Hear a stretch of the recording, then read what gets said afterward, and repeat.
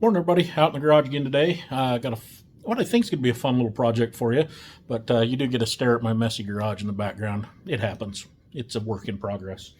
I needed a better bench power solution, something I'd have some 12-volt power to bench test or whatever, but just be a power source. And this fancy little thing right here has previously been my kind of my bench power if I needed to power a 12-volt system to work on it. As you can see, not the most graceful of solutions for bench power. So I saw something that kind of inspired me, and been thinking about this idea for a few weeks now of how to do this. But if you're like me, you got a bunch of your battery chargers kicking around. I currently have 4 of these, but I'm going to turn this into a benchtop power station that you can use for 12-volt power, and we're going to make it compatible with 18-volt batteries here and 12-volt batteries up here. So I'm going to flip the camera around, show you what I got on the bench here, and tell you how I'm going to do that today. All right, so we are on the bench. Here's our battery charger. This one still works, but if you have one that's maybe gave up the ghost, might be a better one to choose. But since I've got 4 of these, I'm not worried about it. What we're going to do today is we're going to take this, we're going to turn it into a bench power station. Going to get rid of the AC cord here. What we're going to do is put some Anderson connectors. We're actually reuse this. We're going to put some Anderson connectors on here so that we have some length to an Anderson connector. I've got a ton of Anderson connector accessories that I can use. And what we'll end up doing is probably taking this little mess here, putting some Anderson connectors on the end of them so it'll just plug into our bench source here. But to give us a little extra versatility in this, what we're going to do, everybody's seen these little guys. This one is a USB charger. USB QC. It's got 2 standard USBs and a USB-C quick charger in the middle. And then this one's just a 12-volt, just your standard lighter plug accessory. Get these off Amazon. But we're going to try to take these and we're going to try to put them right here in this box. Going to put them in, use our flat face right here. And then the goal of this is I want to be able to use 18-volt or 12-volt batteries and have 12-volt output. So the key to that is going to be this little guy here. If you've never seen these, this is just it's called a buck converter. So it takes input of anything 18 volt, I think it's an 18 to 36 volt input, runs it through the converter and sends the output out as 12 volt. So we'll be able to take our 18 volt battery, slide it on here where it goes, run it through the buck converter and get 12 volt out of it. And this I'm hoping is going to live underneath here, right there somewhere.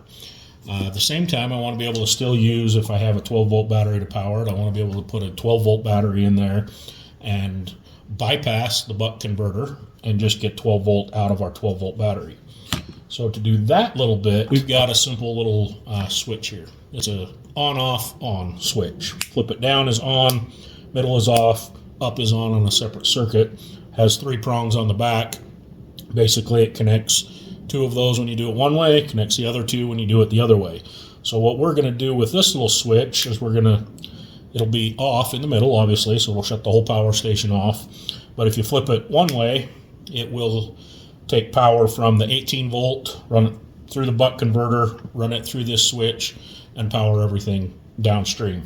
If you flip it the other direction, it'll take the 12 volt through the switch, run it to all of our accessories downstream. So you'll be able to switch between the 18 volt here, the 12 volt here, just on your switch going side to side.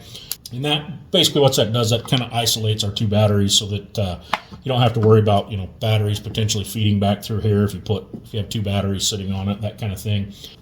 And then, like I said, USB, battery charger.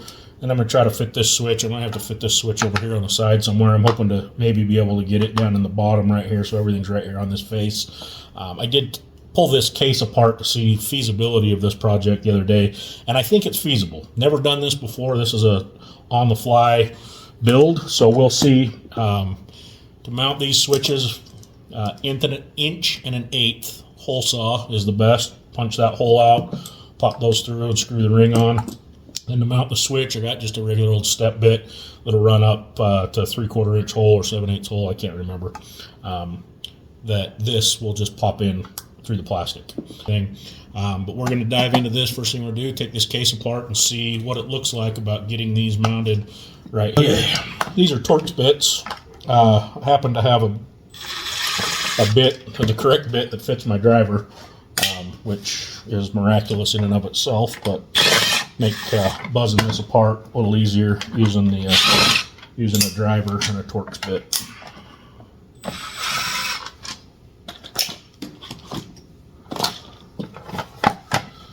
Okay, this was the part that you kind of have to, you see, to pull this apart, we got to get that one falls out. There we go.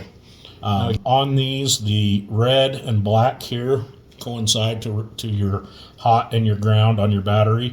So it's the ground is the big end tab on the left. It's a little bit bigger than the rest of them. And then your hot is this middle of the three here is your hot for your 18 volt. And then you can do the same thing over here, and you find out, I already happen to know that this is our positive and this is our negative because I already did the pin out on this battery as well. Forgot to go grab my little dikes. So we're just going to get in here, start snipping wires, feel like a bomb tech for a minute, diffusing a bomb. And that gets our 12 volt out. Okay, went and found the right one just for your reference. It's a T20 for the case bolts and a T15 for the screws that are inside the case here to get the circuit board out of the way. So we'll just zap that out of the way.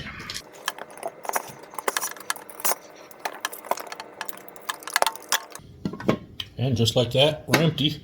I'm going to clip this off right here. I'm hoping to use these wires, like I say, for my Anderson connector, just because it has a nice little retention in there, just help overall. So I'm going to snip these off here too. The nice thing about this one is we don't have to worry about a positive and negative, because we can make them whatever we want when we wire our Anderson connectors on there. So there's our circuit board. All right, so now that we have this apart, we can kind of take a look at how these are going to fit in here. And if you look at these two side by side, looks like our lighter plug style is just slightly longer than our USB. So we're going to start up here at the top. We're going to pop this lighter socket in right up here at the top and see what it does. We'll be able to kind of see through the volt or the vents on the side to see how much clearance we have. But we're just going to punch that through right there and cross our fingers and hope for the best. Oh, there is a rib on the back there. We're going to have to take care of that. Probably have to get out the Dremel or something and hack that rib out of there. But I'm glad I checked that. I'm actually going to punch it from this side with the hole just so that I kind of have an idea. Okay, so our hole barely popped out this side, so now I know where I can drill there, and we'll drill it from this side. Gonna hold that up there. I don't know if you guys can see it very well, but did most of it off camera. But I just took a pair of dikes and nibbled away at that, and then took my pocket knife and just trimmed some of the plastic back. So now this should fit in a little better. Yeah, there we go. And we'll spin our ring on here.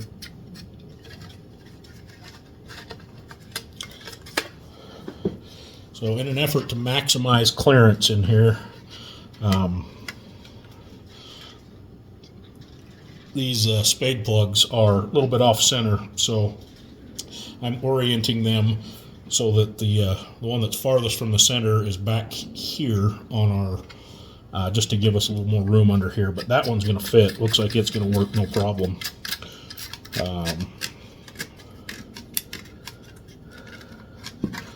So it clears the side of the case completely, and when you add the bottom to it, you've got a good probably 3/8 of an inch of extra clearance in here. So when we put this together, I can see through the vents here. You guys can't see it, but I can see through the vents there that we've got plenty of room on that one to get our wiring in. So now we're going to have to move on to USB, and it's definitely space is tight in here. I don't know if this one's going to work or not. If it doesn't, we'll have a big hole in it. Boy, it's gonna, just kind of setting that in there, it's gonna be tight. I don't know if it's gonna work or not. We may have to build a little, maybe a little spacer or something out here that'll space this up a little farther. Kind of a little washer type setup. But we're gonna give it a try, see what happens. All right, got that hole punched out there. One thing to keep in mind when you're working with these is these lock rings. You got to have enough room, and that one I actually may have done even too close. But you really need to have enough room to be able to spin that lock ring on without interfering with the one next to it. And I may have screwed that one up. We'll find out.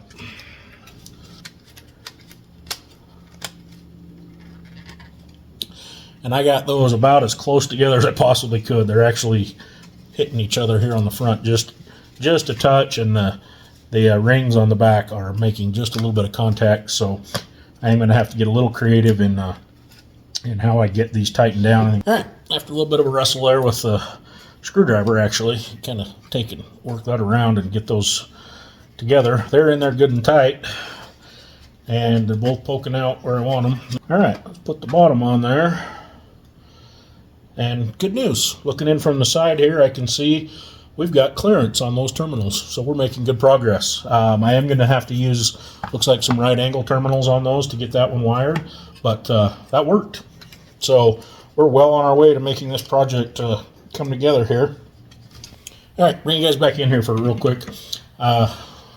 Wanted to keep these covers working, and the only way I can do that is to do one going down, one going up. So this one is going to be upside down from the outside, but it'll work just fine. Be able to keep those covered. We won't be able to get our switch in right here. Just don't have quite enough room to be able to get it down here where I wanted it.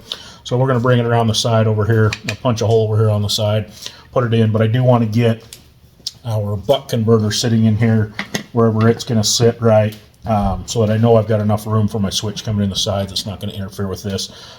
Fortunately, there's going to be plenty of room. There's nothing to worry about. I am going to take off this tab right here in the base so that I can take this. I'm going to take some double-sided tape, and I'm going to stick that buck converter down good and tight on the bottom. But I got to get rid of this rib first. So we're just going to come in just right here on the side. Kind of eyeballing a good spot for it.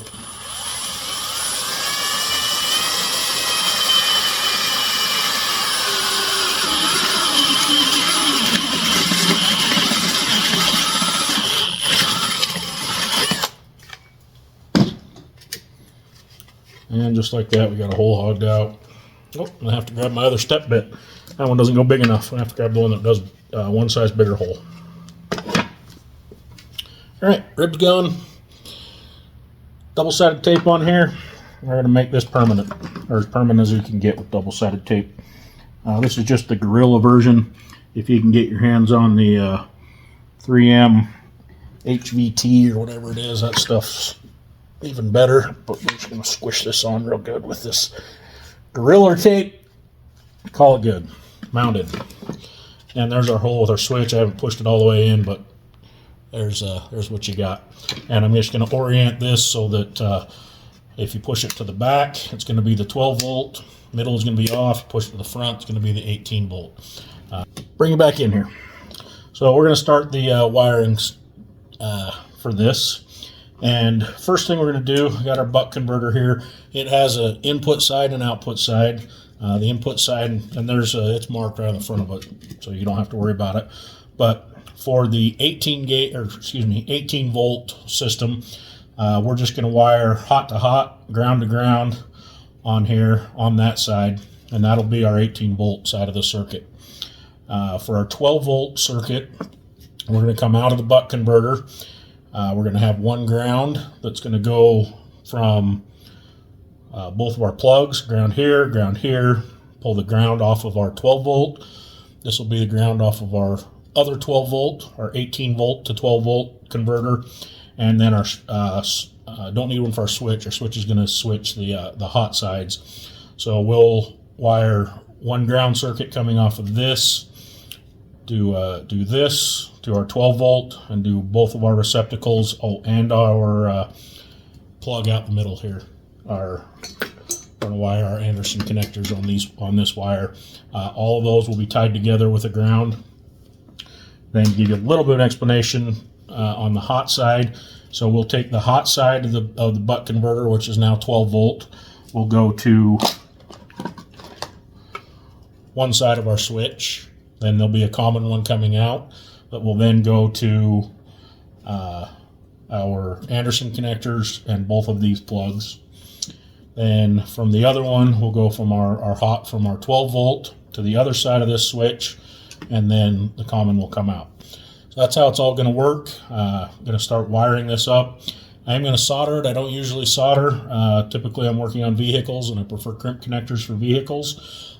So I thought I'd try to polish up on my soldering skills here a little bit. So I'm going to solder some of this at least until I get sick and tired of soldering. We got our 18 volt input, so just going to solder those black to black, red to red.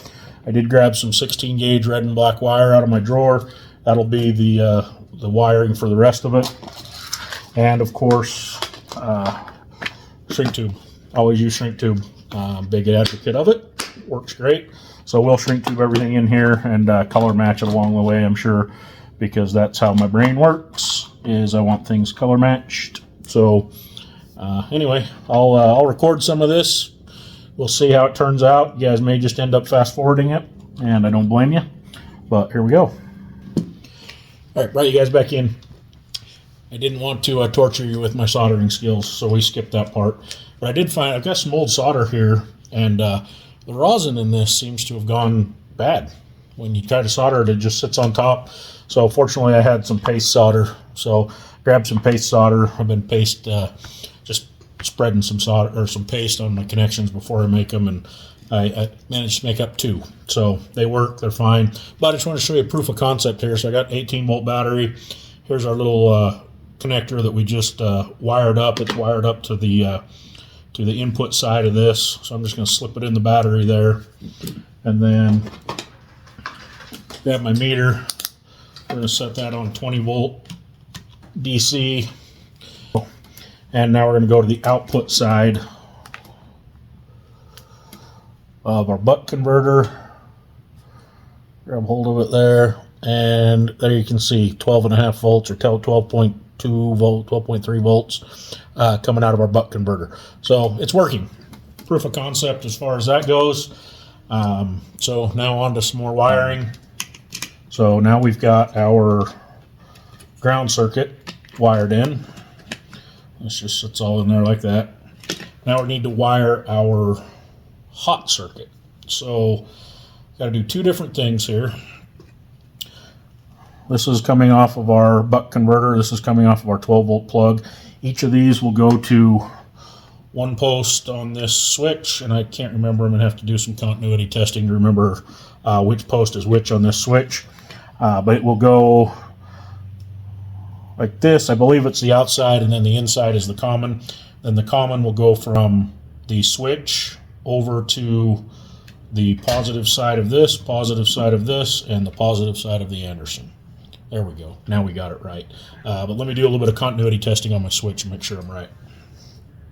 So this center peg or center post on the switch is the common, and the 2 outer sides are your 2 legs.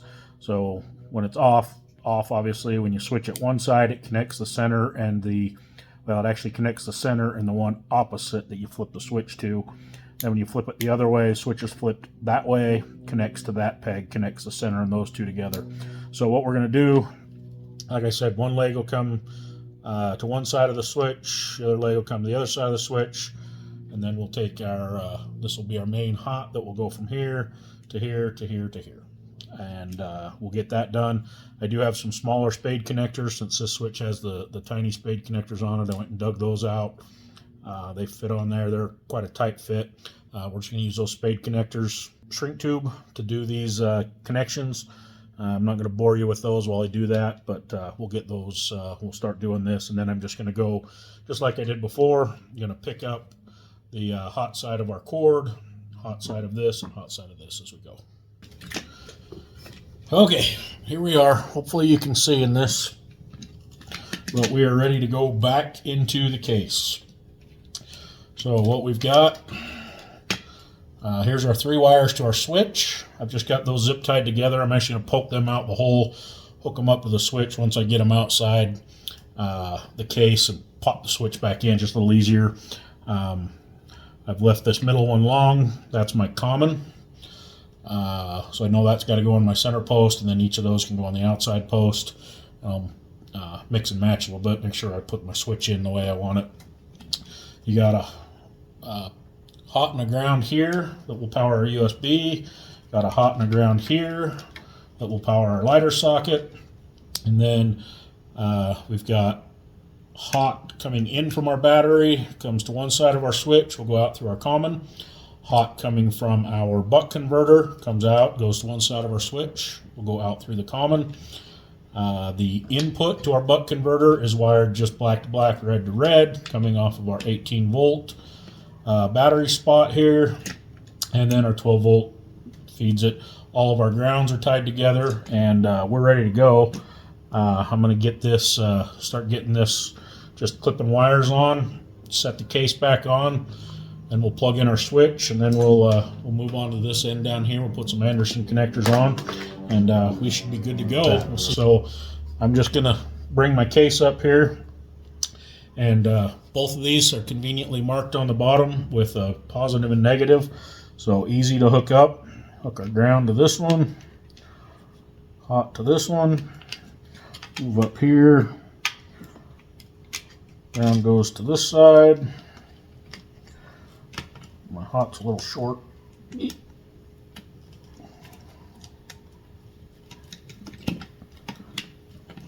Hot to that side. Now we'll work on getting all of this stuffed back under the hood here. And that's going to take a minute, but you can watch me struggle as I do that. We've got to put our 18 volt, has to come up in here. And you'll see how it works. It's got a little ledge it has to ride on. Okay, it's in place. Let's get our 12 volt sat down where it goes in place. Got to get our Anderson connector wire sat back down. And now we're just going to start scrunching all this back together. Oop. Off a little bit there. So it looks like I am going to have to, something I don't like. I was going to use right angle connectors here, and I forgot. As we were putting this together that these two front ones that stick down as far as they do, I'm going to have to put right angle connectors on those. So I've got some right angle connectors here. Just going to have to undo what I did, put those connectors on, and move on. All right, attempt 2 to put this back together.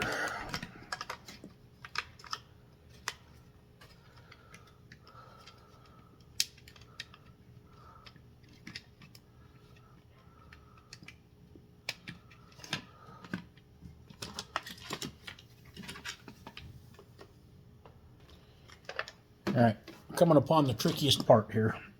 As we put this back together, because of the way this 12 volt connector is designed in here, you really have to get it lined up and push this together all at one time with that lined up where it goes.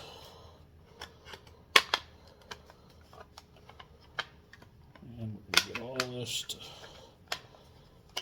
make sure wires are tucking where they should go, not pinching anything.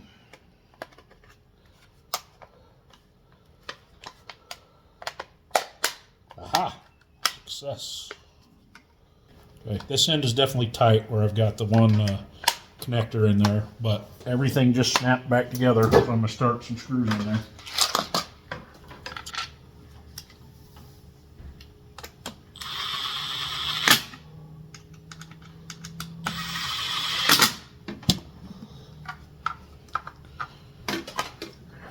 All right, there we go, all back inside the case.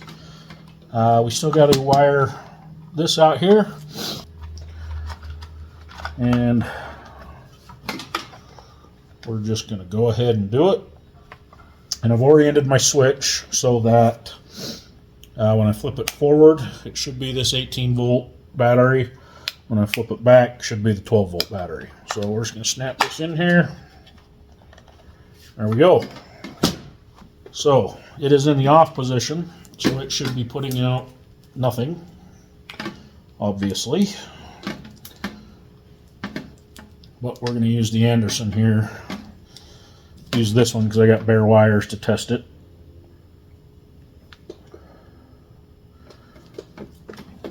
Battery. That battery in. That battery in. There you go. Okay, so we're going to stick our hot in there. No voltage. Good, that's what we wanted. Now we're going to flip this to the 12 volt side. Make sure what happens here. Oops. 11.28. So that's our 12 volt side. That battery's getting a little dead apparently. And now let's flip it to our 18 volt side. I keep saying 18 volt. It's still going to put out 12 volts here when we check this. And there we go, 12.28 volts. So our system worked. I'll put it back in the middle and just double check that it does actually turn off. And we're off. So there you go. There's our Anderson connectors connected. And snap together, pull apart. So lesson learned there is even when your shrink tube is too hot and it's burning your fingers, don't grab the wires and pull it apart. Grab the hot connectors and burn your fingers, or be patient, wait till it cools off. But there you go. So those are ready to go. So we know that one works. One of the ones I grabbed was I grabbed my cigarette lighter adapter. So we're going to pop this open, put that in there, and just make sure. Okay, still on. That back on. And stick it in the Anderson connectors here. And ta-da! 12 volts coming out of the cigarette lighter plug. And I'm pretty confident that our USB is going to work as well because it has blue light that lights up. It also has its own power switch. This particular one just has a little touch switch there. So my phone's now charging, so I know my USBs are working, I know my cigarette lighter's working, I know my Anderson out is working, and now I can switch between the 12 volt battery or the 18 volt battery and get 12 volts out of this thing all the time. So just flipped it over to the 12 volt battery, and you guys came back up charging up there. So we're good to go. This is good. All right, there you go. There's the finished product. Switch on that side. I'm gonna turn that switch off. Don't need power right now. Switch on that side.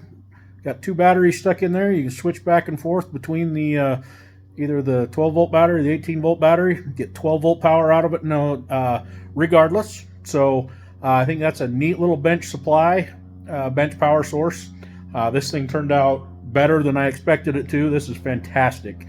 I've needed a better supply like this, and then having the versatility of having the lighter outlet and the USB, I can actually run. I've got a portable fridge I can run off this. I can charge my phone, charge anything I need to. I can run all sorts of stuff, even anything you can plug into a 12 volt socket. I've got a pump for pumping up my tires. Got a pump for pumping up air mattresses. All that kind of stuff can be run off of this. But there you go. Real happy with how that turned out. I hope you guys enjoyed that one, and we'll catch you on the next one.